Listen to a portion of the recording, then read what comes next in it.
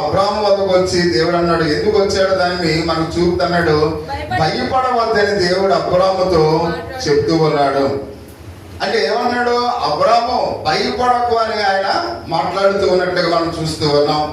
అంటే అబ్రాహాము భయపడిన మనం సాధారణంగా మనం తలంచే వారిగా ఉంటాం.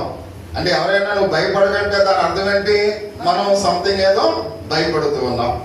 అంటే దేవుడు అబ్రాహాముతో ఏమన్నాడు, భయపడవద్దు అన్నాడు. అంటే సాధారణంగా మనం కూడా ఏమనుకున్నాం, అబ్రాహాము ఒకవేళ భయపడుతున్నాడేమని మనం అనుకుంటూ ఉన్నాం. అంటే దేవుడు చెప్పడం వల్ల అబ్రాహాము తన స్వదేశాన్ని విడిచి వెళ్ళాడు. వాళ్ళ తన బంధువులను, స్నేహితులను, రక్త సంబంధికులను, తన పొలాలని, ఆస్తులన్నింటిని కూడా విడిచిపెట్టి వెళ్ళాడు.